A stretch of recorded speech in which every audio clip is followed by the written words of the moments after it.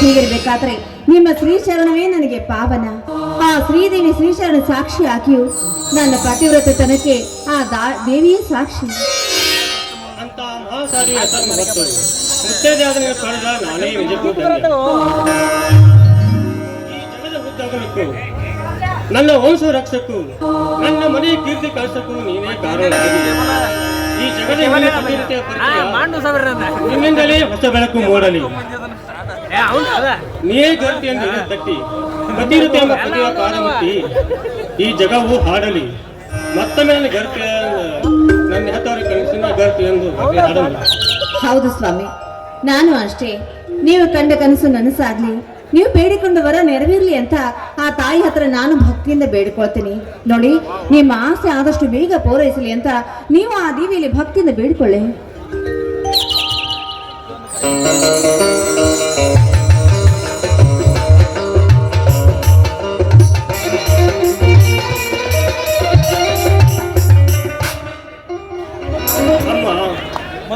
ಮಾತೆ, ಹರಿಯ 10 ಅವತಾರದಲ್ಲಿ ನೀನು 11ನೇ ಅವತಾರದ ಅಧಿಪತಿ ಶಕ್ತಿಯನ್ನು ಏನೆಂದು ಹೇಳುತ್ತಾರೆ.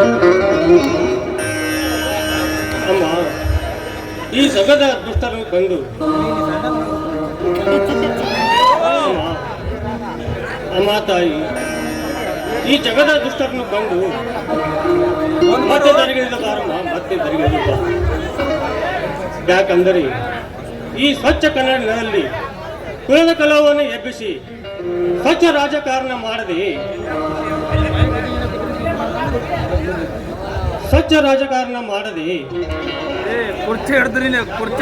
ಜಾತಿ ಎಂಬ ಜಗಳ ಹಚ್ಚಿ ಧರ್ಮದ ನಡೆ ನುಡಿಗಳನ್ನೇ ಮರೆತಿದ್ದಾರೆ. ಮಗಳೆಂಬುದನ್ನು ಮರೆತು ಹೆಂಡತಿಯ ಸ್ಥಾನಕ್ಕೆ ಯತ್ನಿಸಿದವರಿಗೆ ನೀನು ಕಡ್ಗನ್ನು ತರಲಿದು ಬಾ ತಾಯಿ, ತರಲಿದು ಬಾ. ಸ್ವಾಮಿ, ಇದೆಂಥ ವರವನ್ನ ಕೇಳಿಕೊಂಡ್ರಿ? ಆ ರಾಹು ಕೇತುವಿನಂತಿದೆಯಲ್ಲ ನೀವು ಬೇಡಿಕೊಂಡ ವರ. ಹೌದು, ಈ ಸಮಾಜದಲ್ಲಿ ಪ್ರತಿಯೊಂದು ಕಾರ್ನಾಟಕ ನೋಡ್ತಿದ್ದಾರೆ. ನಮ್ಮಂತ ರಾಮ ಭಕ್ತರು ಜೀವಂತರು ಉಳಿಯಲೇಬಾರದು. ಯಾಕಂದರೆ ದಿನಕ್ಕೊಂದು ಕೊಲೆ, ಸುಲಿಗೆ, ಅನ್ಯಾಯ, ಅತ್ಯಾಚಾರ, ಅಟ್ಟಹಾಸದಿಂದ ವಿರುತ್ತಿರುವ ಆ ಬೈರೇಗೌಡನಂತವರು ಈ ನಾಡಿನ ಮೂಲೆ ಮೂಲೆಯಲ್ಲಿಯೂ ತುಂಬಿದ್ದಾರೆ.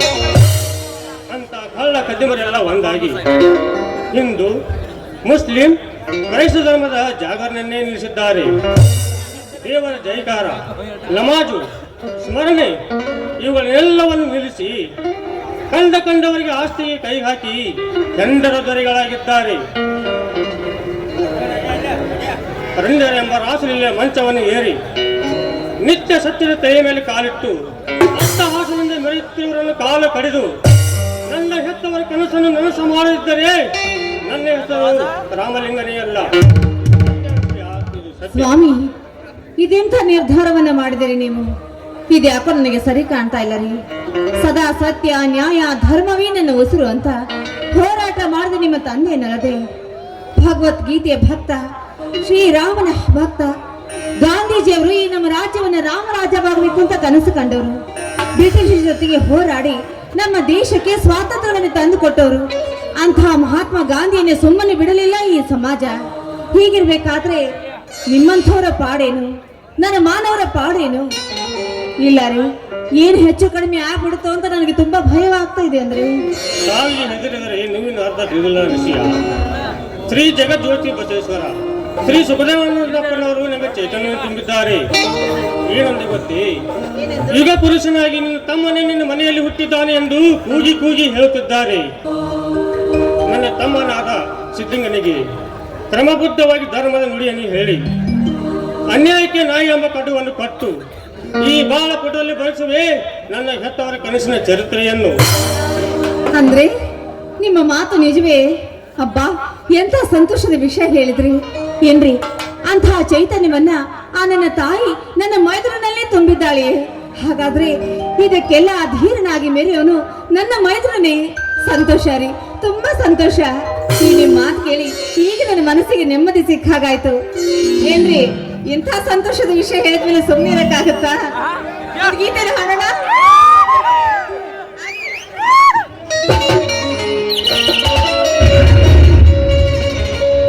ನೆನೆಗಳ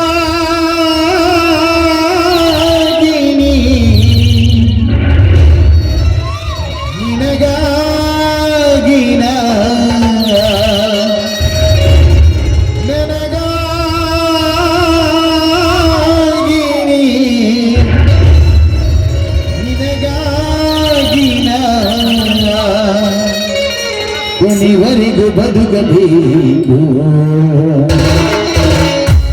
ನನ್ನೊಲವೇ ನೀ ಬಾರಿ ನನ್ನ ಚಲುವೆ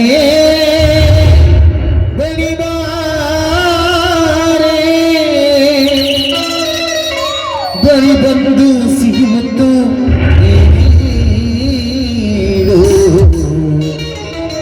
ಸಿಹಿ ಮುತ್ತಿನ ಕಾಣಿಕೆ ನೀ ಬಾರಿ ನನ್ನ ಸನಿಹಕ್ಕೆ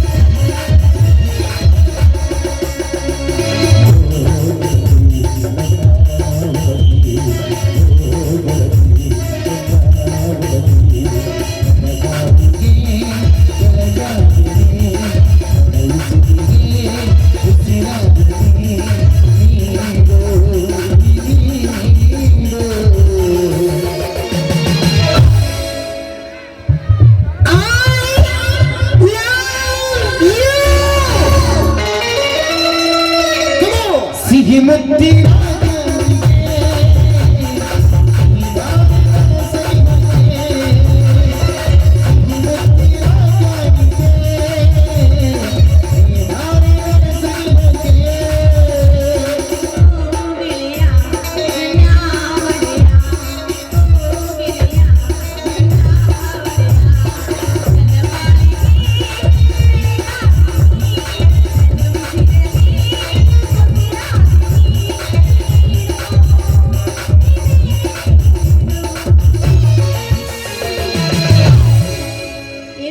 ಹೇಳು ಚಿನ್ನ ಏನಂದ್ರೆ ಹೇಳು ಚಿನ್ನ ಏನ್ ಬೇಕು ಒಂದೇ ಒಂದು ಏನದು ಒಂದೇ ಒಂದು ಏನ್ರಿ ಒಂದೇ ಒಂದು ಸಿಹಿ ಮುತ್ತು ಮುತ್ತ ಅಯ್ಯೋ ನಾಚಿಕೆ ಆಗುತ್ತೆ.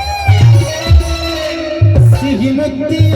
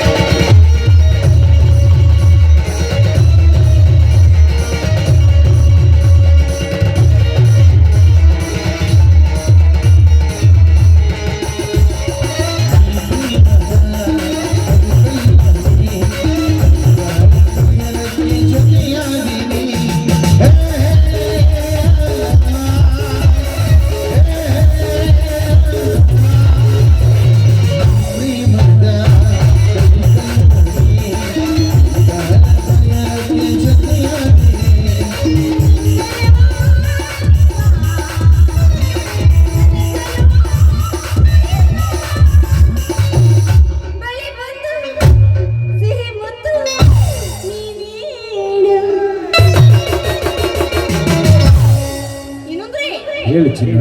ಎಲ್ಲಿ ಸ್ವಲ್ಪ ನಗರಿ ಏನ್ ಬೇಕ್ರಿ? ಒಂದೇ ಒಂದು ಏನು ಒಂದೇ ಒಂದು ಏನು ಒಂದೇ ಒಂದು ಸಿಹಿ ಮುತ್ತು. ಅಯ್ಯೋ ಮುತ್ತಂದ್ರೆ ಬಂದ್ರಿ ಆಪತ್ತು. ಆರತಿಯೇ